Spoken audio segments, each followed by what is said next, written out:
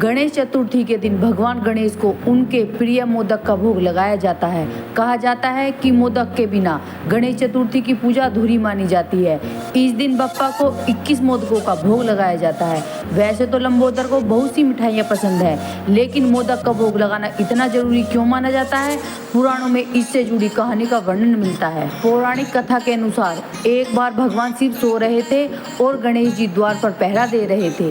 तभी परशुराम जी वहां पहुंचे तो गणेश जी ने द्वार पर रोक लिया। परशुराम क्रोधित हो गए और गणेश जी से युद्ध करने लगे। युद्ध में परशुराम ने शिव जी द्वारा दिए गए परशु से गणेश जी पर प्रहार कर दिया, जिससे गणेश जी का एक दांत टूट गया। युद्ध के दौरान दांत टूटने की वजह से गणेश जी को भोजन चबाने में परेशानी होने लगी। बप्पा की ऐसी स्थिति को देखकर माता पार्वती ने उनके लिए मोदक तैयार करवाए। मोदक बहुत ही मुलायम होते हैं और उन्हें चबाना भी नहीं पड़ता, इसलिए गणेश जी ने पेट भर मोदक खाए, जिसके बाद से ही मोदक गजानन के प्रिय भोजन बन गए। कथा के अनुसार एक बार जब भगवान शिव, देवी पार्वती और भगवान गणेश जंगल में ऋषि अत्रि की पत्नी देवी अनुसुईया के घर पहुंचे।